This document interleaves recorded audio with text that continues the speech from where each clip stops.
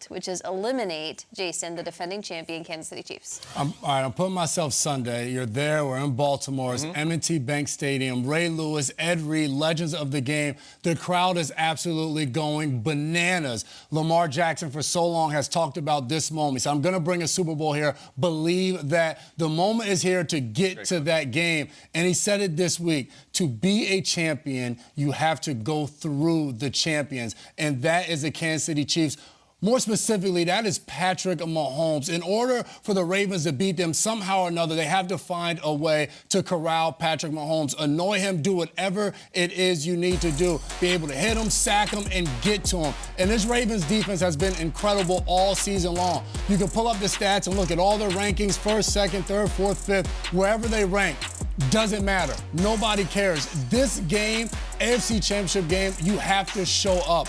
I look at this one, if Patrick Mahomes has one of those legendary runs where we watched it last week where he gets outside the pocket, he fakes Rasul Douglas out, now he's tiptoeing down the sideline. Signature. It's good night to the Baltimore Ravens. If Patrick Mahomes is moving up to the left in the pocket, stepping up, finding Valdez-Scantling deep on a 30-yard pass, good night to the Baltimore Ravens. They have to be able to get pressure on Patrick Mahomes all game long. You look at whether it's Justin Madubuike, Jadeveon Clowney, Kyle Van Noy. These guys had 9, 13.5 sacks throughout the season. It all comes down to Sunday. Can you beat the guy in front of you and get home and put that pressure and make Mahomes feel uncomfortable all game long? I think it's going to come down to the defense. As much as we talk about these two quarterbacks and how good they are, whether it's a Patrick Queen blitz or Kyle Hamilton coming off the edge, one of these guys are going to have to step up and put some real pressure on Patrick Mahomes. I don't think we can say it enough how much of a home field advantage that Baltimore has in this game. And I know that Mahomes and these guys have been on in some big stages, and they won in Buffalo last week. This place is going to be pandemonium, and you kind of touched on it. I only think you mentioned a few, though, because it's Ed Reed, it's Ray Lewis, it's Terrell Suggs, it is Anquan Bolden, it is Jonathan Ogden. They're all coming out pregame. They're all going to get the crowd going. And last week we saw it on the field. The Houston Texans had 5 false starts. They couldn't hear a thing. Stroud was struggling at the line. And over the course of the year, the Ravens have caused 19 different false starts. That's because of the defense. That's because of the crowd. And I think the way to beat the Chiefs is to get up early and just ride that momentum. They've done it. Look at week 7. The Lions come in as like this hot team that everyone's talking about. Ravens come in and just blow them out early. This is it. They got started early. They were up 28-0 at the half. They would go on to win 38-6. This is what everyone was hyping the Lions like. No, the Seahawks came in. Seahawks were the number 2 seed in the NFC in week 9. Seahawks were the number 2 seed. They come in. Ravens just wipe them out. The Ravens just dominant. Geno Stone is all over the place. They're up 17-3 at the half. They would win 37-3. And the last one at the Dolphins. The winner of this game basically gets the 1 seed in the playoffs. Things could be very different if Miami was home the last few weeks, as opposed to having to go on the road to Kansas City in minus 30-degree weather. But instead, the Ravens never let it get to that. 28-3, home crowd, feed off that crowd. And these are all day games, just like it's going to be on Sunday, 3 o'clock. Ravens fans, I know you're going to bring it. Ravens fans, I know you feel like you're an undervalued home field advantage. A lot of times we hear about the 12s in Seattle or Arrowhead or even Detroit in the last few weeks. I think Baltimore has a massive home field advantage. That place is going to be rocking. McAfee a couple of weeks ago was like, I think it's an underrated home field. I think it might be the best home field when they get that thing going. And Ray Lewis used to come out of the tunnel when it get wild.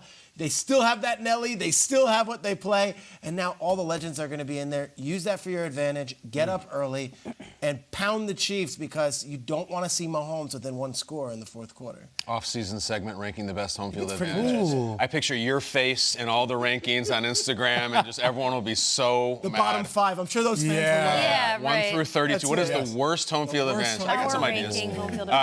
We've said this a couple times. I think that win over Detroit was the most impressive win of the year. And can you imagine that might be the Super Bowl matchup? How much are we going to play that Ravens-Lions game if both those teams win back this weekend?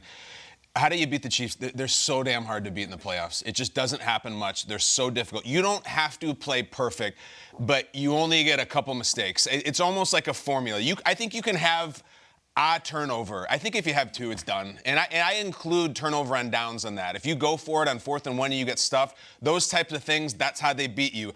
You can't miss a kick. You can't have 7 or 8 penalties. You can't do little things like burn a timeout early in the second half. Like, that's how the Chiefs come back to get you. And you can't, to Jason's point, you can't let Mahomes do his signature sideline scamper. For some reason in the playoffs, Mahomes always has some 27-yard run. It's seemingly always down the sideline, and you think he's going to go out of bounds 3 different times, and he just keeps going and going. And then at one point, you're like, is he going to score? And it's signature. You can't do it. However, you can't just be great. Josh Allen is great every time against the Chiefs. They never win.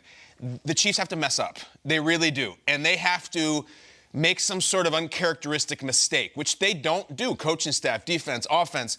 I think the book was written on the Chiefs messing up a couple years ago in the title game when the Bengals beat them in Arrowhead. And you have to get something like this going. Remember, the Chiefs were going to win this game. If you get all the way to the end, they were knocking on the door and they were going to go up. Mahomes short-circuited a little bit. He started running around. He got sacked and fumbled. He threw 2 interceptions in this game, and Cincinnati just waited and waited, and finally Kansas City blinked. Mahomes straight up blinked. And you know what? He's human. Sometimes he loses. This was the play, I think. It just all came unraveled. Also, at the end of the first half, they had a chance to just have an extra point. Remember that? And they didn't get any. And they mismanaged it. So it was a little bit like the Mecole Hardman against Buffalo last week, just a strange choice at the goal line. You can play one of your greatest games of the year, and you still lose. The Chiefs' formula is such that you have to play one of your greatest games of the year, and you have to get them to blink. I just think a staring contest, the Chiefs always win. They find a way on the road. I don't care. The Buffalo atmosphere was pretty outrageous last week. They didn't give a damn. They didn't give a damn. I don't think this game is going to be won because Ed Reed is there. I think it's going to be run because, oh my God, Mahomes threw a pick 6 or somebody fumbled in a huge spot. You got to play great. They have to mess up. If they don't mess up and you play great, you're losing. It's the Chiefs. That's their power. I specifically go to that visual of Mahomes rushing up the sideline and how it is wholeheartedly detrimental to your team if you do not get that guy out of bounds the first opportunity you have. If you let him have that extra 15, he's going to kill you. He's going to kill you time and time again. And you know what? If I'm Lamar Jackson, if you can't beat him, join him. I think Lamar Jackson needs to do the exact same thing on Sunday if you're going to try and best this guy when he comes to your house. I was looking at rushing games for these 2 quarterbacks. Top 3 rushing games for each of these guys, regular season and postseason for Lamar and Patrick. One has come, the best game has come in the regular season. The other 2 were in the postseason. These guys have turned the wheels on in the postseason. They know what needs to get done to get a first down, to move their ball down the field. But it can't just be Mahomes. Like, Lamar, you've done great. You've hung in the pocket. You've handled pressure this year. Todd Monken has gotten this offense to a fantastic point in the passing game. But I think there needs to be a little Lamar magic when it comes to his legs this weekend if you want to retain the ball, have the clock run, and get a couple of those explosive plays notched for the Ravens offense. If you're beating the Chiefs, Lamar's going to have a Lamar moment. There's going to be one in this game, a signature moment where we look back on for years and say, remember, against like, it will happen. If they're beating the Chiefs, Lamar is having a spectacular play at some point we're going to be talking about for years. The quarterbacks in this game are spectacular, but we talk about them a lot. Potentially two MVPs.